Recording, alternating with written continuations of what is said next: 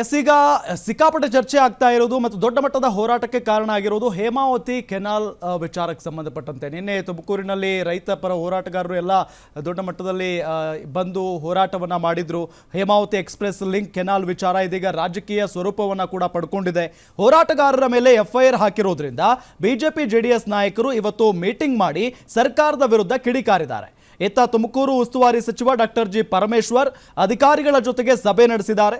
ಕುಣಿಗಲ್ ರಸ್ತೆಯಲ್ಲಿರುವಂತಹ ಹೇಮಾವತಿ ನೀರಾವರಿ ಇಲಾಖೆ ಕಚೇರಿಯಲ್ಲಿ ಸಭೆ ಮಾಡಿ ಪ್ರತಿಭಟನೆಯ ಸಂಪೂರ್ಣವಾದಂಥ ಮಾಹಿತಿಯನ್ನು ಪಡ್ಕೊಂಡಿದ್ದಾರೆ. ಇನ್ನು ಇದೇ ವಿಚಾರಕ್ಕೆ ಡಿಸಿಎಂ ಡಿಕೆ ಶಿವಕುಮಾರ್ ರಿಯಾಕ್ಟ್ ಮಾಡಿದ್ದಾರೆ.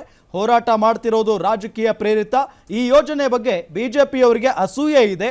ಹೇಮಾವತಿ ನೀರು ರಾಮನಗರಕ್ಕೆ ಹೋಗಲ್ಲ, ರಾಮನಗರಕ್ಕೆ ಶ್ರೀರಂಗ ಯೋಜನೆ ಮಾಡ್ತಾ ಇದ್ದೇವೆ ಅಂತ ಹೇಳಿದ್ದಾರೆ.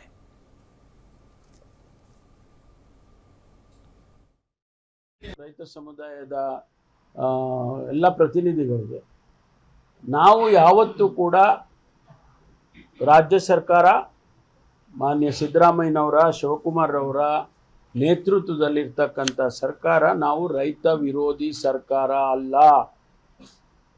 ನಾವು ರೈತ ಸಮುದಾಯದ ಜೊತೆಯಲ್ಲಿ ನಿಂತು ಅವರಿಗೆ ಬೇಕಾದಂಥ ಸವಲತ್ತುಗಳನ್ನು ಅವರಿಗೆ ಬೇಕಾದಂಥ ಯೋಜನೆಗಳನ್ನು ನಾವು ಮಾಡಿಕೊಂಡೇ ಬಂದಿದ್ದೇವೆ.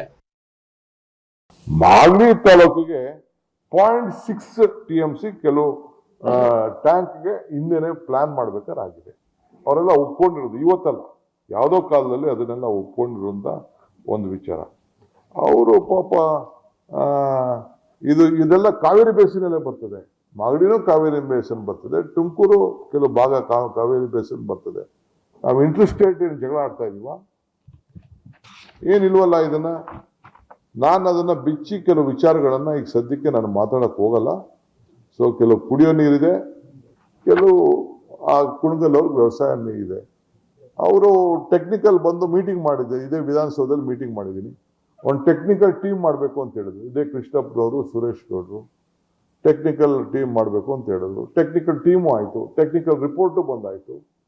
ಎಲ್ಲ ಆದಮೇಲೆ ಪಾಪ ರೈತರನ್ನ ಕರ್ಕೊಂಡೋಗಿ ಅಡ್ಡ ಹಾಕಿ ಹೋಗಿ ಕಾನೂನನ್ನ ಕೈಗೆ ತೆಗೆದುಕೊಂಡ್ರೆ ಪೊಲೀಸವರು ಪೊಲೀಸ್ ಕೈಗೆ ತೆಗೆದುಕೊಳ್ಳೋದು ಬೇಡ ಅಂತೇಳಿ ಅವರು ಹೇಳ್ತಾ ಇದ್ದಾರೆ. ನಾನು ಇವತ್ತು ಹೇಳ್ತಾ ಇದ್ದೀನಿ, ಇದ್ರ ರಾಜಕಾರಣ ಮಾಡಕ್ ಹೋಗ್ಬೇಡಿ. ನಾನು ನೀವೇನೇನು ಶಬ್ದ ಉಪಯೋಗಿಸಿದಿರಿ ಅದಕ್ಕಿಂತ ಜಾಸ್ತಿ ಶಬ್ದ ಉಪಯೋಗಿಸೋಷ್ಟು ಸಾಮರ್ಥ್ಯ ಶಕ್ತಿ ನನಗೂ ಇದೆ ಅಂತ ಹೇಳಿ ನಾನು ಅಲ್ಲಿರುವಂಥ ಶಾಸಕರಿಗೆ ಹೇಳಲಿಕ್ಕೆ ನಾನು ಬಯಸ್ತೇನೆ. ನನಗೆ ಬೇಕಾಗಿಲ್ಲ, ಅವಶ್ಯಕತೆ ಇಲ್ಲ. ಅದರಿಂದ ಆ ಶಬ್ದ ಉಪಯೋಗಿಸೋದ್ರಿಂದ 1 ಮಿನಿಟ್ ಟಿವಿಲಿ ತೋರಿಸ್ತೀರಿ, ನಿಲ್ಸ್ಬಿಡ್ತೀರಿ ಅಷ್ಟೇ.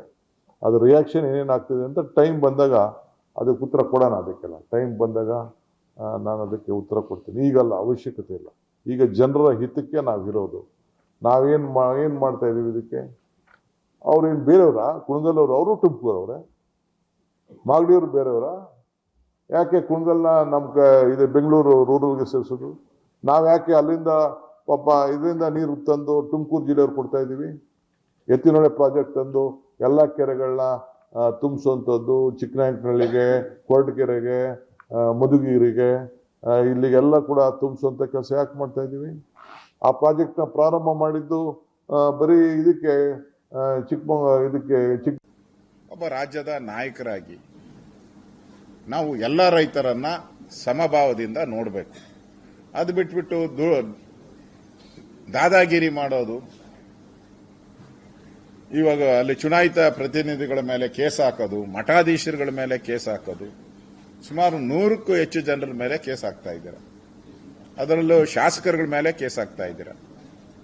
ಹಾಳಾಗೋಯ್ತು, ಎಲ್ಲ ನಿಮ್ಮ ಪಾರ್ಟಿಗೋಸ್ಕರ ಮಾಡ್ತಾ ಇದ್ದೀರಾ ಅಂತ ಹೇಳಿದ್ರೆ ಅದೂ ಇಲ್ಲ. ಅಲ್ಲಿರುವಂತ ಶಾಸಕರು ಗುಬ್ಬಿ ಶ್ರೀನಿವಾಸ್ ಅವರು ದಂಗೆ ಎದ್ದಿದ್ದಾರೆ. ನನ್ನ ಕ್ಷೇತ್ರ ಮುಖ್ಯ, ಆಮೇಲೆ ಕಾಂಗ್ರೆಸ್ ಪಾರ್ಟಿ ಅಂತ ಹೇಳಿದ್ದಾರೆ ಅವರು.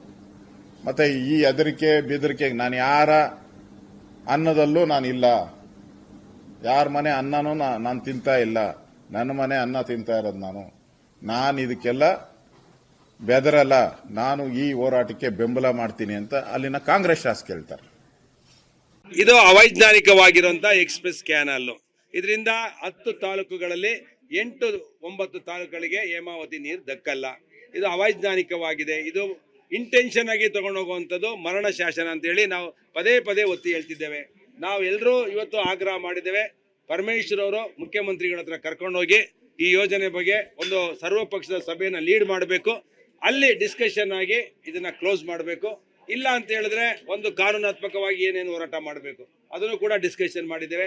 1 ಲಕ್ಷ ಜನಗಳನ್ನ ಇನ್ನೊಂದು ತಿಂಗಳಲ್ಲಿ ಕೂತ್ಕೊಂಡು DC ಆಫೀಸ್ ಮುಂದೆ ಉಗ್ರವಾದ ಹೋರಾಟವನ್ನ ಮಾಡಬೇಕು ಅಂತ ಎರಡನೇದು.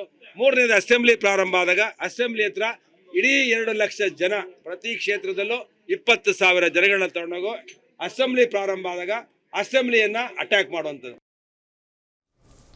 ಮೇಡಮ್, ದೊಡ್ಡ ಮಟ್ಟದ ಹೋರಾಟ ನಡೀತಾ ಇದೆ. ಆದರೆ ಏನಿದು ಹೇಮಾವತಿ ಕೆನಾಲ್ ಯೋಜನೆ ಅಂತ ಅಂದರೆ? ಈಗ ತಮಗೆ ಗೊತ್ತಿದೆ ರಾಮ್, ಹೇಮಾವತಿ ಕಾವೇರಿಯ ಒಂದು ಉಪನದಿ.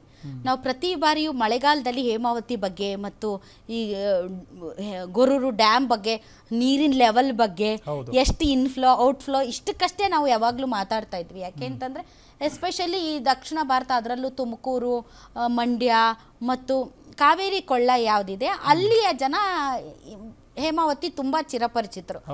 ಬಟ್ ಇಡೀ ಕರ್ನಾಟಕದಾದ್ಯಂತ ನಮಗೆ ಹೇಮಾವತಿ ಯಾವಾಗಂದ್ರೆ ಮಳೆಗಾಲದಲ್ಲಿ ಅಷ್ಟೇ ನಾವು ಅದರ ಬಗ್ಗೆ ಮಾತಾಡ್ತೀವಿ. ಸೊ ಎಲ್ಲರಿಗೂ ಗೊತ್ತಿರುವ ಹಾಗೆ ಕಾವೇರಿ ಒಂದು ಉಪನದಿ. ಹೇಮಾವತಿ ಮಂಡ್ಯ, ಹಾಸನ ಜಿಲ್ಲೆಗಳ ಮೂಲಕ ಅದು ಹಾದು ಕಾವೇರಿ ನದಿಯನ್ನು ಸೇರುತ್ತೆ. ಹಾಸನದಲ್ಲಿ ಹೇಮಾವತಿಗೆ ಯಗಚಿ ಅಂತ ಒಂದು ನದಿ ಇದೆ, ಅದು ಕೂಡ ಸೇರುತ್ತೆ.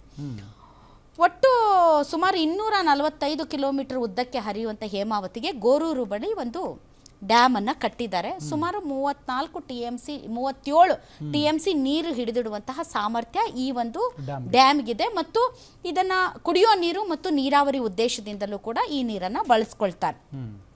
1979ರಲ್ಲಿ ಪೂರ್ಣಗೊಳ್ತು ಈ ಡ್ಯಾಮು. ಸುಮಾರು ಹಾಸನ, ತುಮಕೂರು, ಮಂಡ್ಯ, ಮೈಸೂರು, ರಾಮನಗರ ಜಿಲ್ಲೆಗಳ 540 ಚದರ ಕಿಲೋಮೀಟರ್ ಪ್ರದೇಶಕ್ಕೆ ಇದು ನೀರನ್ನು ಒದಗಿಸುತ್ತೆ.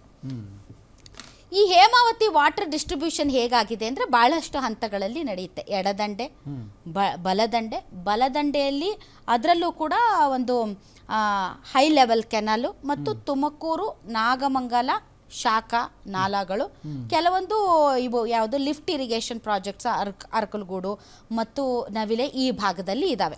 ಸೊ ಎಡದಂಡೆ, ಬಲದಂಡೆಯಲ್ಲಿ ಹೈ ಲೆವೆಲ್ ಕೆನಾಲು ಮತ್ತು ತುಮಕೂರು ಮತ್ತು ನಾಗಮಂಗಲ ಶಾಖಾ ನಾಲಗಳು ಇವೆ.